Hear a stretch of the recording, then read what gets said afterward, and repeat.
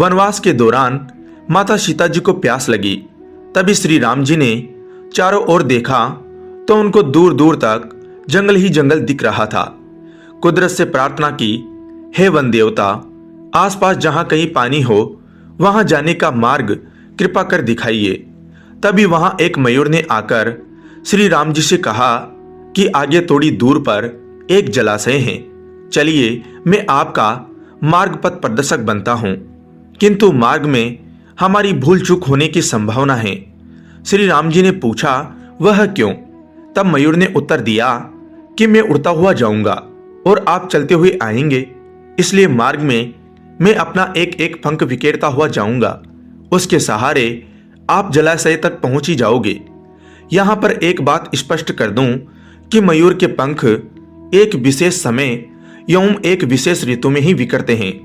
अगर वह अपनी इच्छा से पंखों को बिखेरेगा तो उसकी मृत्यु हो जाती है। वही हुआ। अंत में जब मयूर अपनी अंतिम सांस ले रहा होता है तब उसने मन ही मन कहा कि वह कितना भाग्यशाली है जो जगत की प्यास बुझाते हैं। ऐसे प्रभु की प्यास बुझाने का उसे सौभाग्य प्राप्त हुआ। तभी भगवान श्री राम ने मयूर से कहा कि मेरे लिए तुमने जो मयूर पंख बिखेर कर अपने जीवन का त्याग कर मुझ पर जो ऋणानुबंध चढ़ाया है, मैं उस ऋण को अगले जन्म में जरूर चुकाऊंगा, तुम्हारे पंख अपने सिर पर धारण करके। तत्पश्चात अगले जन्म में श्री कृष्ण अवतार में उन्होंने अपने मुकुट पर मयूर पंख को धारण कर वचन अनुसार उस मयूर का ऋण उतारा था। तात्पर्य यही है कि अगर भगवान को ऋण उतारने के लिए पुनः जन्म लेना पड़ता है तो हम तो मानव हैं, न जाने हम कितने ही ऋणानुबंध से बंधे हैं। उसे उतारने के लिए हमें तो कई जन्म भी कम पड़ जाएंगे। अब मैं आपको जो कहानी सुनाऊंगा वह आज की दुनिया की सच्चाई बयां करती है। पहाड़ की तराई में एक गांव है, नागपुर। उस गांव में एक बुढ़िया रहती थी। उसका एक बेटा था जिसका विवाह उसने थोड़ी दूर बसे दूसरे गांव में कर दिया था। एक दिन बुढ़िया ने अपने बेटे प्रकाश से कहा, बेटे, अब मुझसे घर का कामकाज नहीं होता, तो जाकर बहू को लिवा ला, मुझे बुढ़ापे का सहारा मिल जाएगा। प्रकाश मां की बात सुन अपनी बहू को लिवाने ससुराल के लिए चल पड़ा। उसके ससुराल के बीच एक घना जंगल पड़ता था। जब वह जंगल के बीच से जा रहा था तो उसने देखा कि रास्ते के किनारे पेड़ के गिरे पत्तों फूलों आदि में आग लगी हुई है और पास ही पत्तों की जलती आग के बीच एक बिल है जिसमें से सांप बार बार अपना सिर निकाल रहा है, पर आग की गर्मी से निकल नहीं पा रहा था। बुढ़िया के बेटे को आते देख नाग जोर से चिल्लाकर बोला, ए भाई, मुझे इस आग से बाहर निकालो, तुम्हारा बड़ा एहसान मानूंगा। प्रकाश ने कहा, तुम तो नाग हो, तुम्हारा क्या भरोसा, तुम निकलने के बाद मुझे काट सकते हो। नाग ने कहा, कैसी बातें करते हो, तुम मेरी जान बचाओगे और मैं तुम्हें काट लूंगा, ऐसी बात सोची भी नहीं जा सकती। नाग के बार बार अनुनय करने पर लड़के को दया आ गई और उसने लाठी की मदद से नाग को आग से निकाल दिया। नाग जैसे ही आग से बाहर हुआ उसने लड़के से कहा, अब मैं तुम्हें काटूंगा। प्रकाश हक्का बक्का रह गया। थरथराते हुए उसने कहा, लेकिन तुमने तो न काटने का पक्का वायदा किया था। नाग ने हंसते हुए कहा, अरे मूर्ख, यह कलयुग है, कहने और करने में जमीन आसमान का अंतर है। यहाँ भलाई का बदला बुराई से है, यहाँ युग धर्म है। मैं तुम्हें काट कर युग धर्म जरूर निभाऊंगा। लड़के ने कहा, यदि तुम्हें काटना ही है तो काट लो, पर मेरी तसल्ली तो करवा दो कि कलयुग का यही धर्म है। नाग ने लड़के की बात मान ली। लड़का नाग के साथ जंगल में चरती हुई एक गाय के पास गया और गाय को पूरी घटना सुनाकर बोला, गाय माता, अब तुम ही न्याय करो।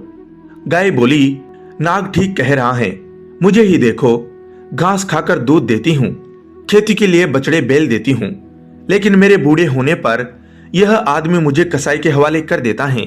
यही इस युग का न्याय है। नाग ने कहा, अब तो तेरी तसल्ली हो गई।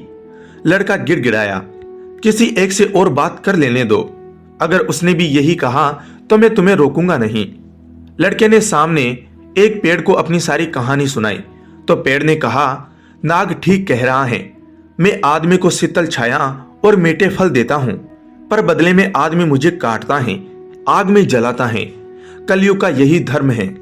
यह सुनकर लड़के ने नाग से कहा, मैं तुम्हारे काटने का विरोध नहीं करूंगा, लेकिन मेरी एक अंतिम इच्छा है।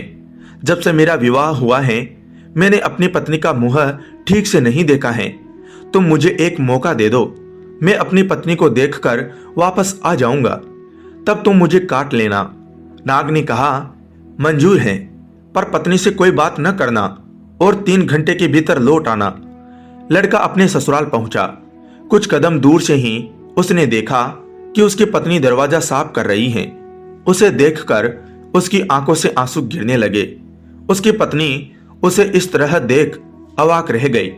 वह कुछ पूछ पाती इसके पहले ही लड़का वापस चल दिया। पत्नी ने सोचा जरूर कोई विपत्ति आई है। वह भी पीछे पीछे चलकर नाग तक पहुंच गई। नाग ने फुफकारते हुए कहा, मैंने तो तुम्हें पत्नी से बात करने से मना किया था, इसको लेकर क्यों आए हो? इस पर उसकी पत्नी ने कहा, इन्होंने मुझसे बात नहीं की, ये बिना कुछ बोले वापस चल दिए तो मैं इनके पीछे पीछे चली आई हूं। लड़के ने कहा, अब मैं तैयार हूं, युग धर्म का निर्वाह करो। सांप लड़के को काटने के लिए तैयार हुआ। तभी उसकी पत्नी ने कहा, थोड़ा रुक जाओ, तुम इन्हें काटने जा रहे हो, सिर्फ इतना बता दो, इनके बाद में अपना गुजारा कैसे करूंगी? नाग ने कहा, उसका इंतजाम है। इस बिल के 7 फेरे करके इसे खोदोगी तो तुम्हें सोने से भरे हुए 7 घड़े मिलेंगे। तुम्हारी जिंदगी आराम से गुजर जाएगी। लड़के की पत्नी ने कहा, मैं तुम्हारी बात पर कैसे विश्वास करूं? मेरी तसल्ली के लिए 7 फेरे लेकर बिल खोद लेने दीजिए। नाग लड़के की बात मान गया। लड़के की पत्नी बिल के फेरे लेने लगी। 7वां फेरा पूरा होते होते उसने अपने पति के हाथ से लाठी छीनकर उससे नाग के सिर पर जोर से दे मारी। नाग छटपटाने लगा। वह लड़की से बोला, तू तो बड़ी धोखेबाज निकली। तब उसकी पत्नी ने कहा, क्षमा करना नाग देवता, मैं तो आप ही की बात रख रही हूं। आपने कहा कि यहां भलाई का बदला बुराई है।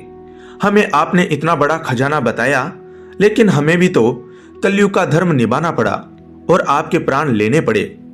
नाग का निर्जीव शरीर एक और धराशायी हो गया। लड़का और उसकी पत्नी खजाना लेकर अपने गांव खुशी खुशी लौट आए।